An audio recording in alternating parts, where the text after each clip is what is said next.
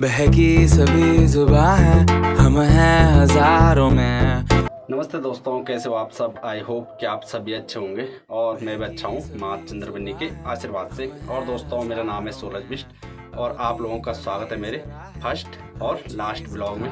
तो जैसे कि दोस्तों, आप लोगों को थंबनेल देखकर पता लग ही गया होगा कि मेरा ये जो कि फर्स्ट ब्लॉग है और जो कि लास्ट ब्लॉग है। और दोस्तों, आप लोग सोच रहे होंगे कि मैं ऐसा क्यों कह रहा कि यही लास्ट ब्लॉग है, यही फर्स्ट ब्लॉग है। जैसे कि दोस्तों, मैं लगातार 1.5 साल से अपने YouTube चैनल पर काफ़ी ज़्यादा मेहनत कर रहा हूँ, पर लेकिन दोस्तों मेरी वीडियो है तो वीडियो बिल्कुल भी वायरल नहीं हो रही है। और दोस्तों, मैं इस ब्लॉग के माध्यम से आप लोगों से यही जो कि उम्मीद रखता हूँ कि मेरा ब्लॉग जो कि आप लोग ज़्यादा से ज़्यादा वायरल करें। और दोस्तों, आप लोगों को पता ही है, किसी क्रिएटर को आगे बढ़ने के लिए जो कि किसी न किसी की ज़रूरत पड़ती है, तो मैं यही उम्मीद करता हूँ इस ब्लॉग से जो कि आप लोग मेरा जो कि ज़्यादा से ज़्यादा सपोर्ट करें। और जैसे कि दोस्तों, तो 2016 में जो कि दोस्तों मैंने 12th पास कर लिया था। और दोस्तों, अक्सर पहाड़ों में यही होता है, जब कोई 12th पास कर लेता है तो आगे भी पढ़ते हैं कई, पर लेकिन जो नहीं पढ़ते हैं तो जैसे कि उनका जो दोस्तों रोज़गार है तो होटल लाइन में चले जाते हैं। तो दोस्तों, मैं आप लोगों को बता दूं, मैं 2016 में जो कि लुधियाना गया था होटल लाइन में। और उस टाइम दोस्तों मेरे पापा की तबीयत जो कि खराबी रहती थी, तो हमारा होटल जो कि था ही उस टाइम पर। लेकिन उस टाइम दोस्तों हमारे पास जो कि साधन नहीं थे मेरे पापा को ऊपर नीचे ले जाने में, तो उस टाइम काफ़ी ज़्यादा दिक्कत होती थी। जैसे कि मेरे पापा को ऊपर नीचे जाने में, तो मेरे पापा ने जितने भी मेरे रिश्तेदार हैं तो सबको कॉल करते थे सुबह शाम कि उसको बोलो कि घर आओ घर आओ। तो दोस्तों, मेरा भी जो कि वैसे तो मैं अपनी मर्ज़ी से गया था ज़बरदस्ती कि मैं होटल लाइन में काम करूंगा, पर लेकिन तब मैं सोचता रहा दोस्तों कि मेरे जो पापा हैं तो मेरे पापा की तबीयत है, तो पहले मुझे उनका ख्याल रखना पड़ेगा। तो मैं दोस्तों 7वें दिन जो कि अपने गाँव जुराने में आ गया था। और उसके बाद मैंने अपने पापा के साथ यहाँ पर जो कि होटल चलाया। और दोस्तों, मैं यही उम्मीद लेकर डेली एक रात काटता हूँ, क्योंकि दोस्तों मैं ये सोचता था कि मैं 1.5 साल से जो कि अपने YouTube चैनल पर इतना काम कर रहा हूँ तो मेरी वीडियो कभी ना कभी वायरल होगी। पर लेकिन दोस्तों, वीडियो वायरल होने के कोई भी चांसेस है नहीं। और यहाँ पर जो कि माँ चंद्रबनी पार्किंग पर मेरा होटल है और होटल के साथ साथ जो कि मेरी प्रसाद की दुकान भी है। तो दोस्तों, आप लोगों से यही उम्मीद है जो कि यहाँ पर आते हो माँ चंद्रबनी मंदिर में, तो दोस्तों एक बार मुझे सेवा का मौका दे। और जैसे कि दोस्तों, जितने भी यूट्यूबर क्रिएटर होंगे तो सारी यही उम्मीद लेकर जो कि आगे चलते हैं कि हमारी जो वीडियो है तो कभी न कभी एक दिन वायरल ज़रूर होगी। पर लेकिन दोस्तों, ऐसा कुछ हुआ नहीं मेरे साथ 1.5 साल के भीतर। और कम से कम दोस्तों मैंने 400 वीडियो अपने YouTube चैनल पर डाल दिए हैं, पर लेकिन उनमें से दोस्तों मैं खुद कहता हूँ कि जो कि 300 या फिर 350 वीडियो हैं तो वो थोड़ा बहुत ठीक ही होंगी। बाकी जो कि मैं भी देखता हूँ उन्हें, तो मुझे ये भी शर्म लगती है कि किस तरीके की वीडियो मैं अपलोड किया करता था अपने YouTube चैनल पर। और हर कोई इंसान ये सोचता है दोस्तों कि जो उसकी किस्मत में होगा तो वही होगा।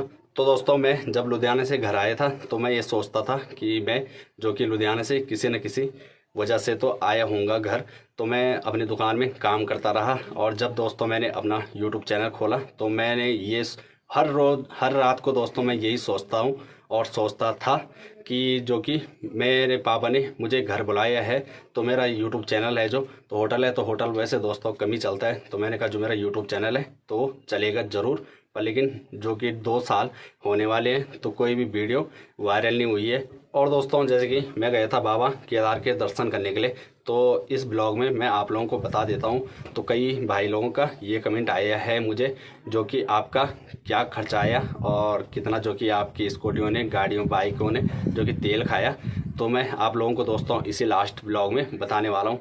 तो दोस्तों, जब हम गए थे सुबह घर से तो 7 साढ़े 7 बजे के लगभग, तो जाते जाते दोस्तों जैसे कि तेल तो 1-1.5 लीटर था हमारे पास। हम गए थे दोस्तों यहाँ से 6 बंदे, तो मतलब मेरे साथ एक और था और एक स्कूटी और एक बाइक और थी, तो हम गए थे टोटल जो कि 6।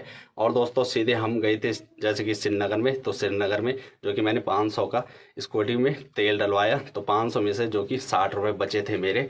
और जब तेल डलवाने के बाद तो दोस्तों हम श्रीकोट में आए, तो वहाँ पर हम एक जो कि रेस्टोरेंट में जो कि हमने नाश्ता किया।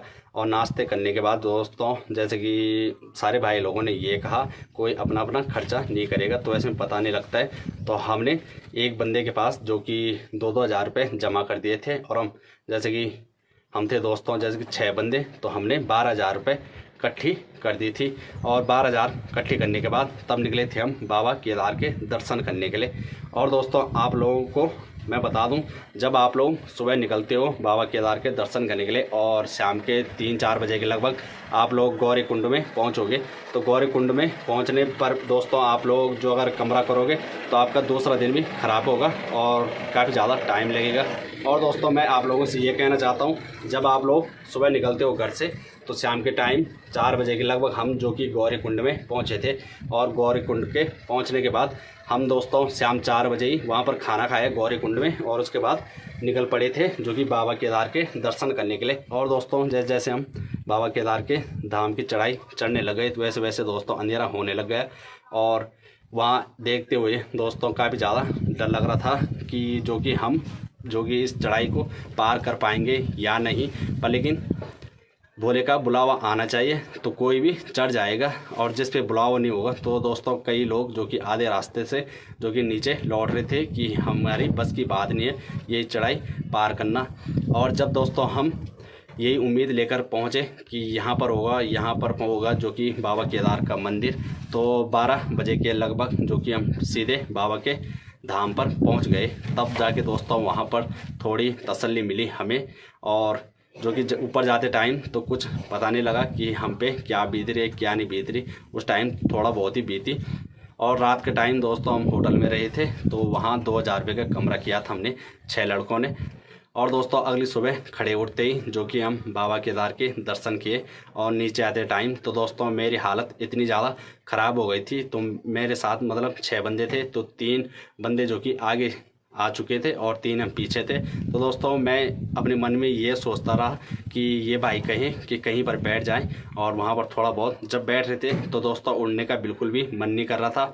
इतनी ज़्यादा आफत आ गई थी, पूरे पैर है जो तो पैरों पर दर्द करने लग गया था। उतनी ज़्यादा आफत ऊपर जाते टाइम नहीं आई मेरी जितनी कि नीचे आते टाइम। और जो जूते पहन रखे थे हमारे, तो दोस्तों नाखून ने तो जूतों ने पूरे पाँव को काट दिया था, तो इतनी ज़्यादा बुरी हालत हुई हमारी।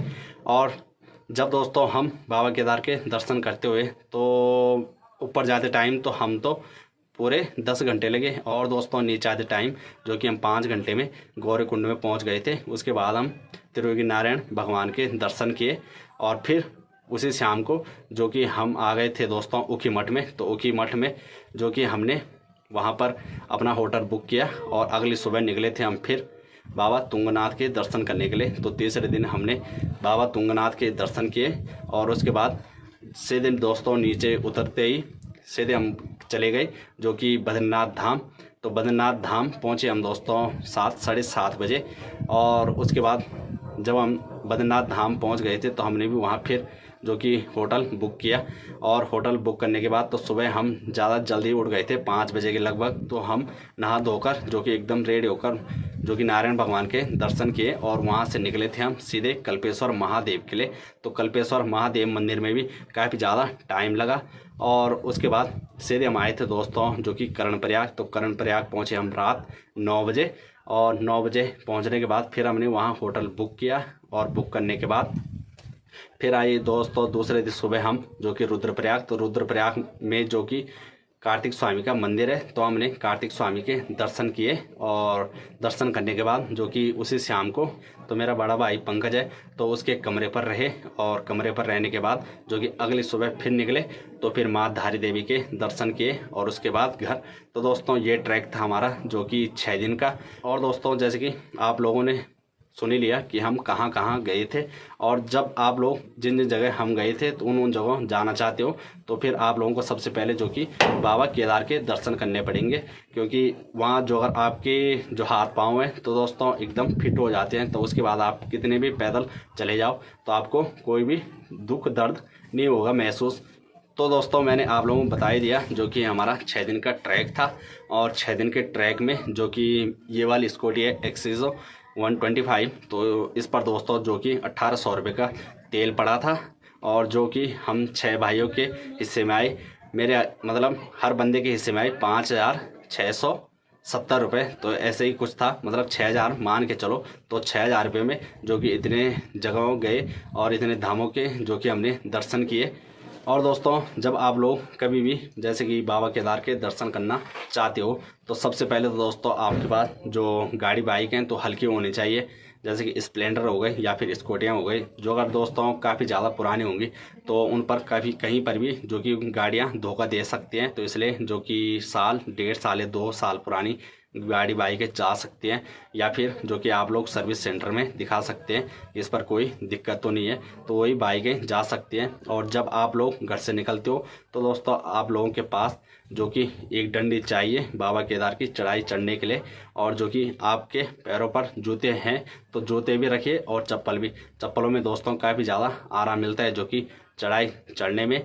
और रेनकोट तो ज़रूरी है ही, क्योंकि वहाँ के मौसम का कोई भरोसा नहीं लगता कि कब बारिश आ जाए और कब जो कि धूप खिल जाए। तो इसलिए जो कि रेनकोट तो सबसे पहले, और अपनी गाड़ी बाइकों का जो कि ध्यान दें और उसी गाड़ी बाइक को लेकर जाए, जिससे ये उम्मीद होगी कि ये हमें लेकर जो कि घर भी आ सकती है। और कई जगह पर दोस्तों हमें ये दिक्कत हुई, जैसे कि हम बद्रीनाथ धाम से जब हम नीचे आ रहे थे तो दोस्तों बारिश हुई और पत्थर गिरने लगे ऊपर से।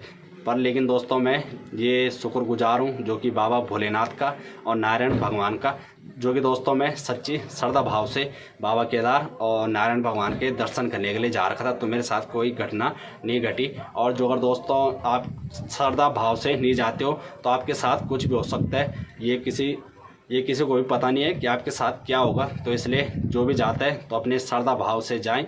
और जैसे कि दोस्तों इसी महीने के 27, 28, 26 या फिर 28 तारीख को जो कि बाबा केदार के दर्शन करने के लिए जो कि जा सकते हैं। उसके बाद जो कि 26 या फिर 28 तारीख को बाबा केदार के जो कपाट है तो बंद हो रहे हैं, तो उससे पहले चले जाएंगे तो ठीक है, नहीं तो फिर दोस्तों अगले साल ही जाना। तो दोस्तों इसी के साथ इस ब्लॉग को एंड करते हैं। तो दोस्तों जो अगर आप लोग मेरा सपोर्ट करना चाहते हैं तो ये मेरा लास्ट ब्लॉग है, तो यहीं पर ये ब्लॉग एंड करते हैं। जय देवभूमि, जय उत्तराखंड, जय माँ चंद्रवदनी।